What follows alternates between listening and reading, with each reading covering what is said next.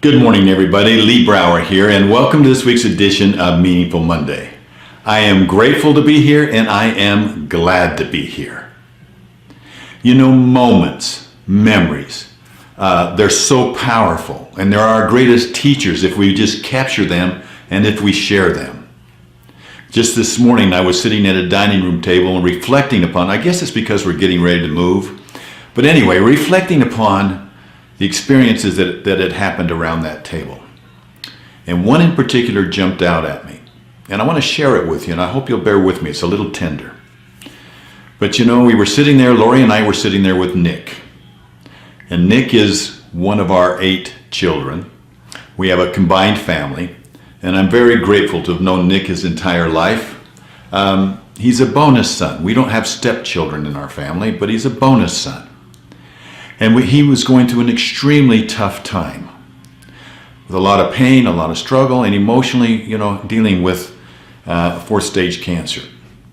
And but yet, Lori and I had never really seen him grieve. We'd never really seen him overly sad. We'd seen him contemplative. We'd never heard him really complain. And we have a joint friend who was going through a really, really tough time. And we were talking about what was going on with him. And a little background on him, just briefly: very successful businessman. I highly, great love and respect for this man. He's just a great leader. And he's out riding a 4-wheeler, and it hits a rock and it tips him over, and he breaks his neck, and he's paralyzed from the chest down. Now, he's gone on to do some great things. He has an amazing attitude. He's just remarkable. But about this time, and he has 2 beautiful children, beautiful little children. He remodeled his house so that it would be convenient for him, and he found out his wife had 4th stage cancer. And so we were talking about that, and I was reminded in the moment of a quote, and I had to go look up the quote, but the person that said this is from 5th century BC, and his name is Herodotus Halicarnassus. No, Herodotus of Halicarnassus, okay. And what he said was, "But this I know, if all mankind were to take their troubles to market with the idea of exchanging them, anyone seeing what his neighbor's troubles were like would be glad to go home with his own." You know, there is terrible suffering in our world today. Tragic things happen. Tragic things happen to good people. But God does not cause them, nor does he always prevent them. He is, however, always there to strengthen us, to bless us, and to give us peace and understanding and learning. As we pray to him, he is there. You know, as I think about it, and I think about that experience, and I think about Nick's strength, and then I think about me and my family and each one of you, you are stronger than you may think. I have the experience of working with some of the most amazing, strong people that go through tough times and joyous times, but they're so strong. But it is easy to forget that in the midst of life's storms, when adversity leaves us feeling shaken and weak, that we almost feel overwhelmed. But a tree that bends in the wind isn't necessarily weak, is it?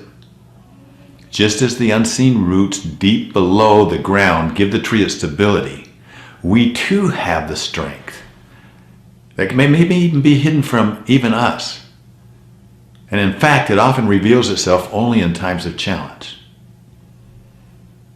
Still, it takes a lot of energy to stand upright in a storm. One of Nick's very favorite quotes is, "Storms make roots grow deeper. Storms make roots grow deeper." We might wonder if we have what it takes. But you know, it takes a lot of emotional energy to be weak, to be miserable and sad. It takes a lot of emotional energy to be discouraged and fearful. It takes a lot of work. Think of all the emotional energy that goes into these choices. Now consider how much emotional energy it takes to be strong. It takes effort to be strong and courageous and positive and brave, but it takes less energy than choosing to be weak. So if our emotional energy is limited, why would we waste any of it in indulging in negative emotions or discouraging thoughts? You know, right before Nick passed, he looked right into the camera. Television crew was there. They did a special that was broadcast on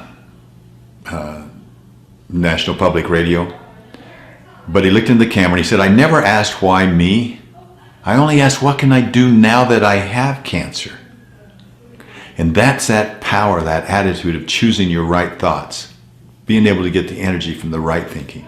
So why not dedicate whatever energy we have, even if it doesn't seem like much, to choosing strength? Thank you for letting me share this experience with you. I hope you pull something from it that's meaningful to you. I'd like to invite you to go to www.wackywarriors.org. And there, just as you come into it, you'll see Nick in a kayak. Click on it. Let him introduce Wacky Warriors to you.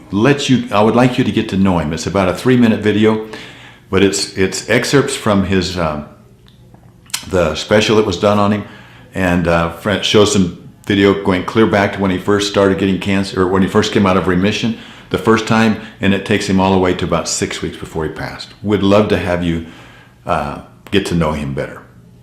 Thank you for spending this time with me. Have a wonderful week. I'll talk to you next week. Bye-bye.